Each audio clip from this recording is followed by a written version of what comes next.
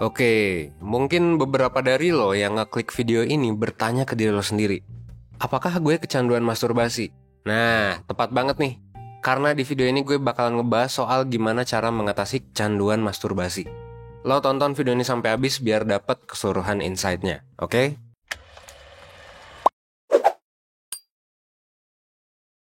Nah, sebelum ngomongin kecanduan masturbasi, kita perlu tahu dulu nih bahwa masturbasi sebetulnya adalah fenomena yang umum. Umum maksudnya, jadi ini dilakukan oleh banyak orang dan juga dilakukan oleh kedua jenis kelamin. Jadi bukan cuma cowok, bukan cuma cewek, ini dilakukan oleh baik laki-laki maupun perempuan. Berdasarkan data, kalau misalnya kita ngomongin data, sebuah penelitian di UK itu menunjukkan bahwa 95% laki-laki melakukan masturbasi dan sebanyak 71% untuk perempuan. Jadi sebenarnya ini adalah hal yang lumrah untuk dilakukan dan dilakukan oleh mayoritas orang. Nah, pertanyaannya, apakah masturbasi itu berbahaya?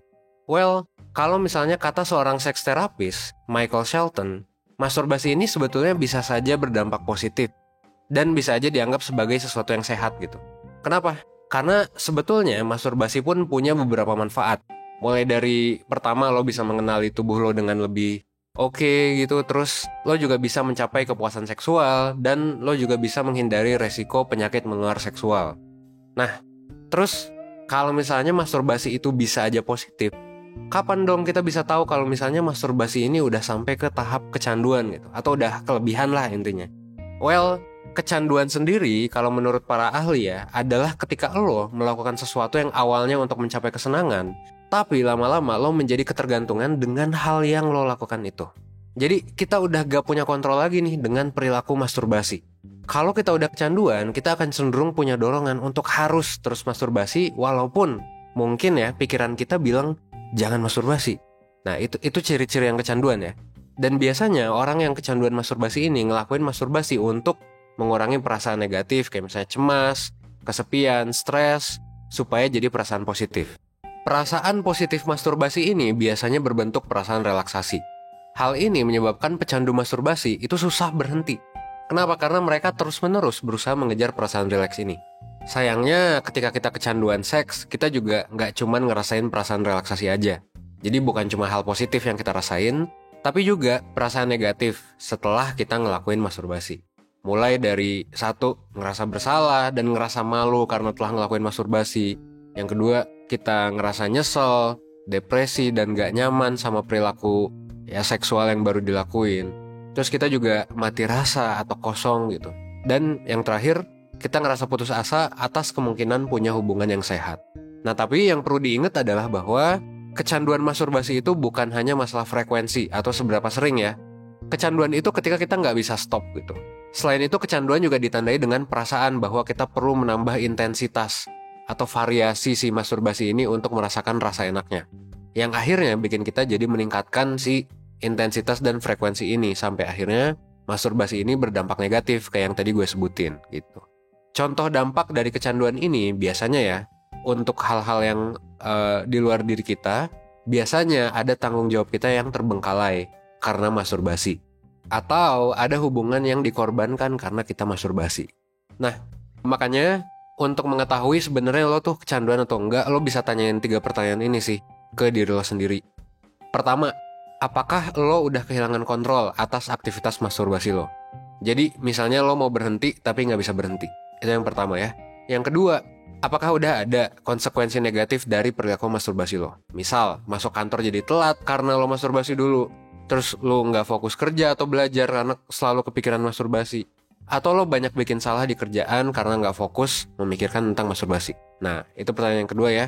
Yang ketiga, apakah gue sering kepikiran untuk masturbasi di saat seharusnya lo nggak mikirin tentang masturbasi? Misal, lo nggak rencanain untuk masturbasi pas lo lagi kerja gitu, lagi meeting serius, atau pas lagi belajar di kelas. Kalau lo udah mengalami at least salah satu dari tanda di atas, ada baiknya lo mempertimbangkan buat meminimalisir perilaku masturbasi lo. Kenapa tuh? Ya, karena pertama, masturbasi kalau misalnya udah ekstrim, udah terlalu ekstrim gitu ya, itu sebenarnya dapat membahayakan fisik. Bukan cuman yang tadi doang. Itu tadi kan gue ngebahas tentang dampak yang ke mental kita dan dampak ke kerjaan dan lain sebagainya. Tapi ini juga bisa ngaruh ke fisik. Yang kedua, Masturbasi berlebihan juga bisa ngebuat kita nggak ngedapetin kepuasan saat berhubungan seks. Mungkin lo udah pernah dengar kasus di mana orang itu lebih suka masturbasi daripada hubungan seksual. Terus yang ketiga, frekuensi dan intensitas masturbasi yang tinggi juga bisa berdampak ke hal lain di luar seks. Ini sih yang gue bilang tadi ya, misalnya pekerjaan, kuliah, atau hubungan sosial kita yang jadinya terbengkalai. Nah, itu adalah beberapa alasan kenapa lo perlu nyoba evaluasi tentang perilaku masturbasi lo. Tentunya kalau emang lo ngerasa bahwa lo udah mengalami tanda-tanda yang barusan gue jelasin. Nah, pertanyaan terbesarnya sekarang adalah, terus gimana nih cara mengatasi kecanduan masturbasi? Gimana caranya biar bisa normal lagi? Pertama, coba akui dan terima dulu kalau lo mungkin punya masalah masturbasi. Masturbasi sebenarnya hal yang mungkin cukup tabu buat banyak orang. Dan ya kadang kita nggak nyaman juga buat mengakui bahwa kita tuh punya masalah gitu di sini. Kita punya masalah seksualitas. Well, kalau emang lo ngerasain tanda-tandanya dan ngerasa udah berdampak negatif, sebenarnya masalah ini wajar banget kok untuk dialami gitu. Banyak banget pasti orang yang mengalami ini. Karena kan basically masturbasi itu dilakukan oleh mayoritas gitu. Dan bisa jadi ini terjadi ke banyak orang. Dan ini juga bisa banget diubah kalau emang lo mengalami masalahnya. Jadi santai aja. Ingat kalau misalnya lo ngerasain bahwa lo kena masalah, gak apa-apa, lo akui dan terima aja gitu. Yang penting lo coba terima dulu bahwa lo mungkin aja punya masalah ini. Kenapa? Karena ya supaya nanti lo bisa cepat-cepat menanganinya kalau emang lo beneran bermasalah. Gitu ya, itu yang pertama. Yang kedua, coba cari tahu pemicu yang bikin lo masturbasi. Coba cari tahu, lo tuh biasanya ngelakuin masturbasi pas lagi ngapain sih? Pas lagi ngerasa gimana sih? Apakah pas lo lagi sedih? Apakah pas lo lagi cemas? Atau pas lo lagi kesepian? Atau pas lagi gabut? Ya, dan lain sebagainya gitu. Nah, identifikasi emosi dan pemicu ini sebenarnya berguna biar lo bisa menemukan solusi sesuai dengan pemicunya. Kalau misalnya pemicunya adalah rasa bosan, ya berarti yang harus lo lakuin adalah hindari rasa bosan itu. Misalnya cari kegiatan baru, biar lo gak bosen. Kalau pemicunya adalah lo nonton video seksi di sosmed, misal di Instagram gitu, ya unfollow lah akun yang ngasih lo video seksi itu. Penanganannya tentu sih bisa beda-beda. Tapi yang paling penting adalah lo harus bisa sadar dulu, pemicu masturbasi lo itu apaan sih gitu. Baru dari sana lo bisa ngelakuin penanganan sesuai dengan pemicunya. Yang ketiga, kalau emang lo butuh support, coba aja minta support dari satu orang lain yang lo percaya buat mendampingi lo terlepas dari masalah masturbasi. Sebuah penelitian mengatakan bahwa ketika ada support dari orang lain, orang itu sebetulnya cenderung bakal bisa mengurangi perilaku kecanduan yang dia miliki. Orang ini bisa pacar lo, orang tua lo, atau sahabat yang benar-benar lo percaya. Atau kalau misalnya lo ngerasa problem ini terlalu private, sebenarnya lo bisa aja untuk pergi ke layanan profesional yang emang udah terlatih buat ngedengerin cerita lo. Profesional juga bakalan terlatih buat nyimpen rahasia lo dan juga ngasih program intervensi yang lengkap supaya lo bisa keluar dari masalah masturbasi ini. 1% sendiri sebenarnya punya layanan konseling paket bundling khusus buat menangani masalah seksualitas dan gender. Kita punya psikolog yang udah punya minat khusus di bidang ini yang bakalan bisa ngebantu lo ngelewatin masalah ini.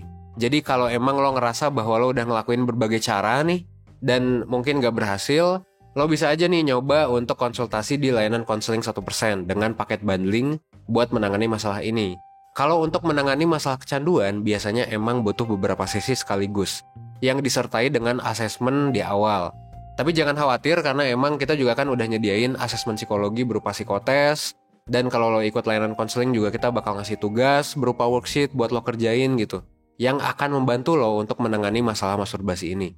Dan juga kita juga bisa menangani berbagai masalah seksualitas lain kalau emang lo ngerasa bermasalah juga di aspek yang lain. Itu yang ketiga ya. Yang keempat, lo juga perlu sadar bahwa perubahan yang akan lo lakukan itu pasti butuh proses.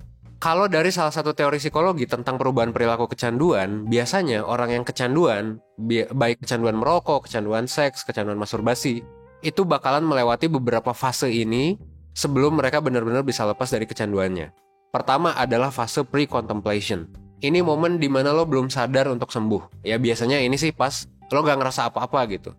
Padahal lo sebenarnya udah kecanduan sama sesuatu. Nah, jadi lo udah ngerasain konsekuensi negatif dari kecanduan lo. Itu masih fase pre-contemplation. Yang kedua adalah fase contemplation.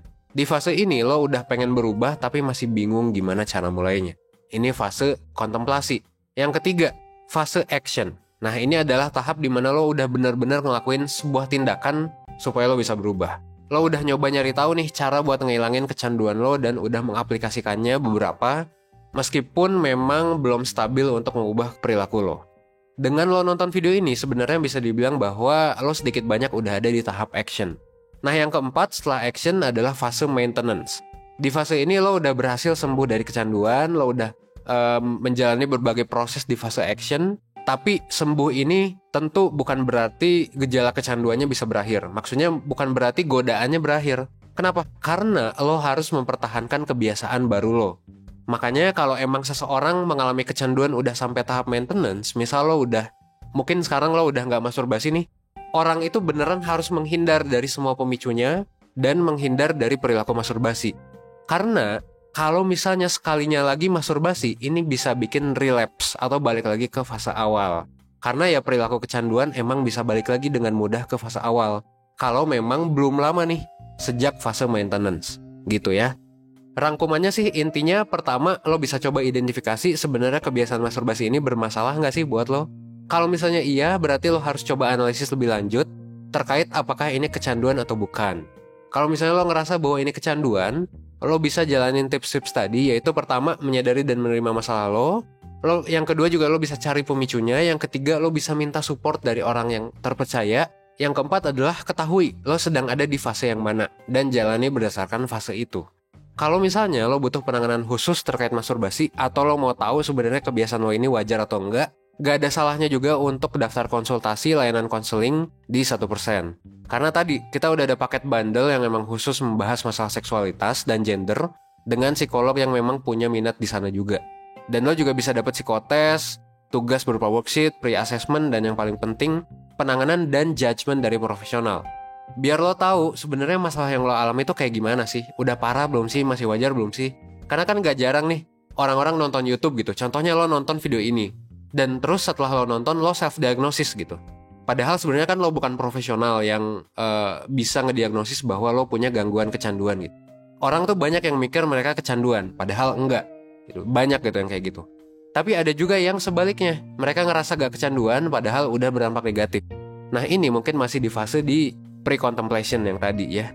Nah semua opini subjektif tadi yang lo rasain itu sebenarnya bisa divalidasi ke profesional dengan konseling sama psikolog. Jadi lo bisa dapat diagnosis yang oke nih dari psikolog, dapat judgement yang oke gitu ya. Akhir kata, gue harap semoga video ini bisa membantu lo menjadi lebih baik, at least 1% setiap harinya. Gue Evan dari 1%, thanks.